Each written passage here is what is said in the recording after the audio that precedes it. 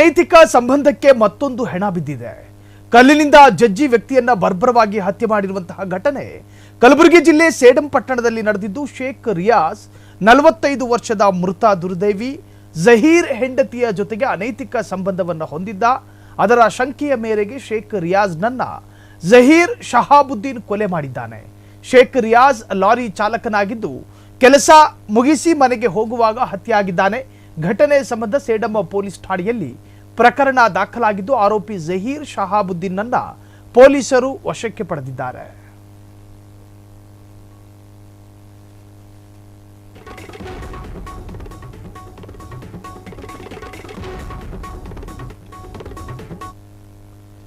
Park ಜಾಗದಲ್ಲಿ hotel ಹಾಗೂ ಕೈಗಾರಿಕಾ ತ್ಯಾಜ್ಯ ಡಂಪ್ ಮಾಡಿರುವ ಘಟನೆ ದೊಡ್ಡಬಳ್ಳಾಪುರ ತಾಲೂಕಿನ ಬಾಶೆಟ್ಟಿಹಳ್ಳಿ ಕೈಗಾರಿಕಾ ಪ್ರದೇಶದ ಒಬದೇನಹಳ್ಳಿಯಲ್ಲಿ ನಡೆದಿದೆ. ಹೋಟೆಲ್ ಹಾಗೂ ಕೈಗಾರಿಕಾ ತ್ಯಾಜ್ಯ ಡಂಪ್ ಮಾಡಿರುವುದಕ್ಕೆ ಗ್ರಾಮಸ್ಥರ ಆಕ್ರೋಶವು ಸ್ಫೋಟಗೊಂಡಿದ್ದು, ಜೆಸಿಬಿಗಳ ಮೂಲಕ ಗುಂಡಿ ತೋಡಿ ಟ್ರ್ಯಾಕ್ಟರ್ ಮೂಲಕ ತಂದು ಕಸ ಸುರಿಯುತ್ತಿದ್ದಾರೆ.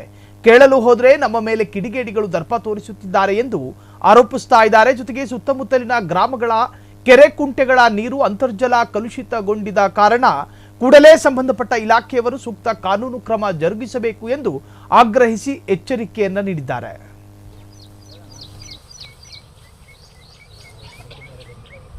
ಹೊಸದಾಗಿ ಬಂದಿರೋದು ಒಂದು ವಾರ ಆಯ್ತು. ಇನ್ನು ನಮ್ಗೆ ಅಲ್ಲಿ ಆಫೀಸ್ ಏನಿಲ್ಲ ಅಂತಂದ್ರು. ಆಫೀಸ್ ಕೊಟ್ಟಿಲ್ವಂತ ಅಲ್ಲ, ಅಲ್ಲಿ ಇಲ್ಲ, ಏನೇನೋ ಹೇಳಿ ಸ್ಟೋರಿ ಹೇಳಿದ್ರು. ನಮ್ಮ ಬಾಷ್ಟಹಳ್ಳಿ ಪಟ್ಟಣ ಪಂಚಾಯತಿ ವ್ಯಾಪ್ತಿಯಲ್ಲಿ ಅನೇಕ ಕೈಗಾರಿಕೆಗಳು ಬಂದಿವೆ. ಎಲ್ಲ ಕೆಮಿಕಲ್ ಫ್ಯಾಕ್ಟ್ರಿಗಳೇ ಜಾಸ್ತಿ ಆಗ್ತಾ ಇದ್ದಾವೆ. ಇಲ್ಲಿ ಇವತ್ತು ಯಾವುದೇ ಊರಲ್ಲಿ ಬೋರ್ವೆಲ್ 1000 ಅಡಿ ಕೊರೆಸಿದ್ರು ಇವತ್ತು ಕಲುಷಿತವಾದ ನೀರೇ ಬರ್ತಾ ಇದೆ.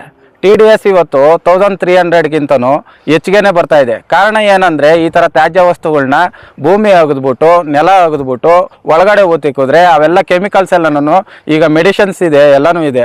ಈಗ ಟ್ಯಾಬ್ಲೆಟ್ಸ್ ಎಲ್ಲನೂ ತಂದಾಗ್ತಾ ಇದ್ದಾರೆ. ಇಲ್ಲಿ ಈಗ ಸ್ಲರ್ಜು ಅದು ಇದೆಲ್ಲ ಆಗ್ತಾ ಇದೆ ಅಂತ ಹೇಳ್ತಾರೆ. ಅಂತರ್ಜಲದಲ್ಲಿ ಮಳೆ ಬಿತ್ತು ಅಂದರೆ ಭೂಮಿಯಲ್ಲಿ ಹಿಂಗುತ್ತೆ.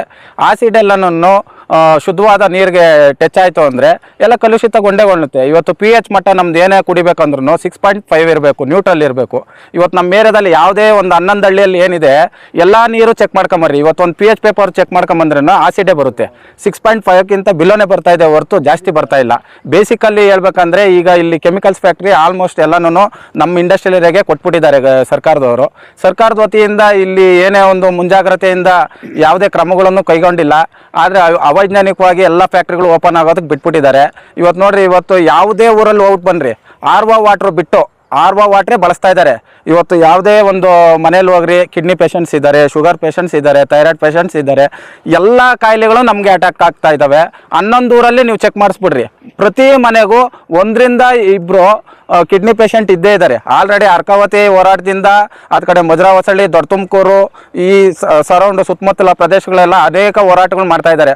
ಅರ್ಕಾವತಿ ನಾಲೆಗಳನ್ನ ಇಲ್ಲಿ ಈಗ ನೋಡ್ರಿ, ನಂದಿ ಬೆಟ್ಟದಲ್ಲಿ ಹುಟ್ಟೋ ಅಂತ ಅರ್ಕಾವತಿ ಎಡದಂಡೆಯಾಗಿ ಇಲ್ಲಾಸಿ ಹೋಗ್ತೈತೆ. ಕೆರೆ ಪಕ್ಕದಲ್ಲಿ ಈ ಥರ ತ್ಯಾಜ್ಯ ಎಸ್ತಿದ್ದಾರೆ. ಇವತ್ತು ದೊಡ್ಡ ನಾಲೆ ಇದು. ಹೆಸರುಘಟ್ಟ ಕೆರೆ ತುಂಬಬೇಕು ಅಂದರೆ ನಮಗೆ ಅಂತರ್ಜಲ ಮಟ್ಟ ಶುದ್ಧೀಕರ ಆಗಬೇಕಂದ್ರೆ ಮಳೆ ನೀರೇ ನಾವು ಆಶ್ರಿತವಾಗಿರೋದು. ಯಾವುದೇ ನದಿ ಮೂಲಗಳಿಂದ ನೀರು ಬಂದಿಲ್ಲ. ಒಂದು ಕುಡಿಯೋ ನೀರಿಗೋಸ್ಕರ ನಾವು 5 ರೂಪಾಯಿ ಕೊಟ್ಟು ಕುಡಿಬೇಕು. ಇವತ್ತು ಅದರಲ್ಲೂ ಮೂಳೆ ಸವೆಯೋದು ಎಲ್ಲನೂ ಬರುತ್ತೆ, ಸ್ವೀಟ್ ಇರುತ್ತೆ. ಸುತ್ತಮುತ್ತಲು ವಾತಾವರಣ ಸರ್ ಈ ಥರ ಕೆಮಿಕಲಿಂದ ಆದರೆ ಇಲ್ಲಿ ಮನುಷ್ಯ ಜೀವನ ಮಾಡೋದು ಕಷ್ಟ ಇದೆ. ಇರಲಿ, ಕೈಗಾರಿಕೆಗಳು ಬರಬೇಕು, ಹೊಸಬರಿಗೆ ಕೆಲಸಗಳು ಬರಬೇಕು, ಓಕೆ. ಸರ್ಕಾರ ಮಾನದಂಡ ಇದೆ, ಕೈಗಾರಿಕೆ ತ್ಯಾಜ್ಯ ಎಲ್ಲ ಹಾಕ್ಬೇಕಂತ ಇದೆ. ಅದನ್ನೆಲ್ಲ ಗಾಳಿಗೆ ತೂರಿ ಅವ್ರು ಇಷ್ಟ ಬಂದ ಕೆರೆಗಳು ಹಾಕಿದರೆ ಇಲ್ಲಿ ಹಸುಗಳು, ಜಾನುವಾರುಗಳು, ಮಕ್ಕಳಿಗೆ ಸ್ಮೆಲ್ಲು, ಕೆಮಿಕಲ್ಲು ತುಂಬ ಸುತ್ತಮುತ್ತ ಜನರಿಗೆ ತುಂಬ ಇದರಿಂದ ನಮ್ಗೆ ತೊಂದರೆ ಆಗ್ತಾ ಇದೆ. ದಯಮಾಡಿ ಸಂಬಂಧಪಟ್ಟ ಅಧಿಕಾರಿಗಳು ಹಾಗೂ ನಮ್ಮ ಪಟ್ಟಣ ಪಂಚಾಯತಿ CEO ಅವರು ಎಲ್ಲ ಅಧಿಕಾರಿ ಸೇರಿ ಈ ಸಮಸ್ಯೆಯನ್ನು ಒಂದು ಸಾಲ್ವ್ ಮಾಡಬೇಕು. ಇಲ್ಲಿರ್ತಕ್ಕಂಥ ನಾಗರಿಕರಿಗೆ ಸರಳವಾಗಿ ಜೀವನ ಮಾಡೋಕ್ಕೆ ಅನುಕೂಲ ಮಾಡಿಕೊಡ್ಬೇಕು ಸರ್. ಇಲ್ಲ, ತುಂಬ KDB ಇಂಡಸ್ಟ್ರಿ ಏರಿಯಾ ತುಂಬ ದೊಡ್ಡದು ಸರ್. ಇದು 350ಕ್ಕೂ ಹೆಚ್ಚು ಫ್ಯಾಕ್ಟ್ರಿಗಳಿದ್ದಾವೆ.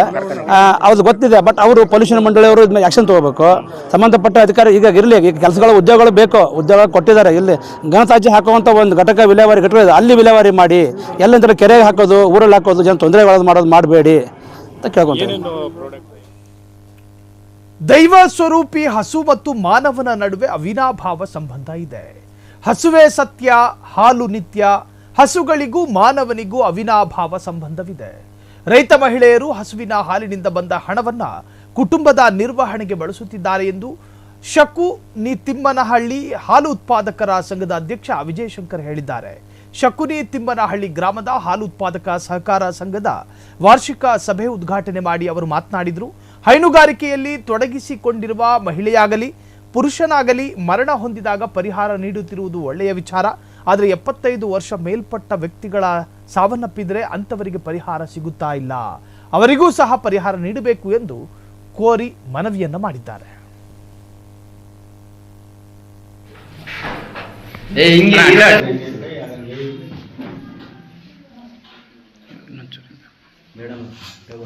ಬೆಳೆಸೋದ್ರ ಮುಖಾಂತರವಾಗಿ ನಾವು ಹೆಚ್ಚು ಹಸು ಕಟ್ಟೋದ್ರ ಮುಖಾಂತರವಾಗಿ ಆರನ್ನ ಹಾಕೋದ್ರ ಮುಖಾಂತರ ಹೈನುಗಾರಿಕೆಯನ್ನು ಅಭಿವೃದ್ಧಿಪಡಿಸಬೇಕಾಗುತ್ತೆ. ಇವತ್ತಿನ ದಿನ ಏನು ಬೇರೆ ಕಡೆಗೆ ಕೈಗಾರಿಕೆಗಳಿಗೆ ಕೂಲಿ ನಾಲಿ ಹೋಗ್ತಕ್ಕಂಥ ಜನ ಅಥವಾ ಕೈಗಾರಿಕೆಗಳಿಗೆ ನಗರಗಳಿಗೆ ಹಳ್ಳಿಗಳನ್ನ ಬಿಟ್ಟು ವಲಸೆ ಹೋಗ್ತಕ್ಕಂಥ ಜನ ಇವತ್ತು ಹೆಚ್ಚು ವಿದ್ಯಾವಂತ ಮತ್ತು ಹಣ ಉಳ್ತಕ್ಕಂಥವ್ರು ಏನ್ ಮಾಡ್ತಿದ್ದಾರೆ, ಇವತ್ತು ಫಾರ್ಮ್ ಹೌಸ್ ಅಂತ ಮಾಡ್ತಾ ಇದ್ದಾರೆ. ಸೊ ಅವರೆಲ್ಲ ರಾಷ್ಟ್ರೀಕೃತ ಬ್ಯಾಂಕ್ಗಳು ದೊಡ್ಡ ಪ್ರಮಾಣದಲ್ಲಿ ಹಸುಗಳು ಕಟ್ಟಿದ್ರೆ ನಾವು 1-2 ಪ್ರಮಾಣದಲ್ಲಿ ಕಟ್ಟಿದ್ರೆ ಲೋನ್ ಕೊಡಲ್ಲ.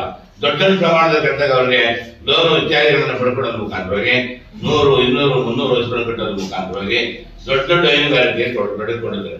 ನಾವೇ ರೈತರೇನಾಗಿದ್ದೀವಿ, ನಾವೇ ಒಂದು ಕೈಗಾರಿಕೋದ್ಯಮ ರೀತಿಯಲ್ಲಿ ನಾವು ಇವತ್ತು ಕೆಲಸವನ್ನು ಪ್ರಾರಂಭ ಆಗಿದೆ. ಸೊ ಹಾಗಾಗಿ ಮನಸ್ಸಿದ್ದರೆ ಮಾರ್ಗ. ಸೊ ನಾವು ಮನಸ್ಸನ್ನು ಇಟ್ಟು ನಾವು ಮಾಡ್ತಕ್ಕಂಥ ಕೆಲಸ ಅದ್ಭುತವಾದಂತ ಸೇವೆ. ಹಾಗಾಗಿ ನಾವು ಮಾಡ್ತಕ್ಕಂಥ ಕೆಲಸ ಸಮಾಜಮುಖಿಯಾದಂತ ಕೆಲಸ. ಬಹುಶಃ ನೀವು ಅನ್ಕೊಂಡಿದ್ದೀರಿ ಶಕುನಿ ತಿಮ್ಮನಹಳ್ಳಿನಲ್ಲಿ ಕರೆದಂತ ಒಂದು ಹಾಲು ಇವತ್ತು ಬಾಂಬೆ ಹೋಗುತ್ತೆ. ಹೌದಾ ಸರ್? ನಮ್ಮೂರ ಹಾಲು ಅಂತ ನಮ್ಮೂರೇ ಯಾಕೆ ಕಳಿಸ್ತದ ಅಲ್ಲ, ನಿಮ್ಮೂರ ಹಾಲು ಒಂದು BMC ಹೋಗುತ್ತೆ, BMC ತಾಲೂಕು ಹೋಗುತ್ತೆ, ತಾಲೂಕಿಂದ ಜಿಲ್ಲೆ ಹೋಗುತ್ತೆ, ಆ ಜಿಲ್ಲೆ ಹೋಗೆಲ್ಲ ಮಿಕ್ಸ್ ಆಗುತ್ತೆ. ಆ ಒಂದು ಹನಿ ಹಾಲು ಇವತ್ತು ಬೇರೆ ಬೇರೆ ಹೋಗುತ್ತೆ. ಅಂದ್ರೆ ನೀವು ಲಕ್ಷ್ಮೇಶ್ವರ ಪಟ್ಟಣದ ಬಸ್ತಿ ಬಣದ ಮೇಲಿನ ಕಾಮನಕಟ್ಟಿ ಶ್ರೀ ಪಂಪ ಯುವಕ ಮಂಡಳಿ ನೇತೃತ್ವದಲ್ಲಿ ಪ್ರತಿಷ್ಠಾಪನೆ ಮಾಡಿದ್ದ ಗಣೇಶನ ವಿಸರ್ಜನಾ ಮಹೋತ್ಸವ ಸಾಂಘವಾಗಿ ನೆರವೇರಿತು. ಕುಂದಾಪುರದ ಶ್ರೀ ಬಗಳಂಬ ತಾಯಿ ಚಂಡವಾದನ ಮಿಥುನ ಸುವರ್ಣ ನೇತೃತ್ವದ ಕಲಾ ತಂಡ ಎಲ್ಲರ ಗಮನ ಸೆಳೆಯಿತು. ಜನರು ಕುಣಿದು ಕುಪ್ಪಳಿಸಿದ್ರು. ಅದರ ಸಂಭ್ರಮದ ವಿಜುವಲ್ಸ್ ಗಮನಿಸ್ತಾ ಇದ್ದೀರಿ.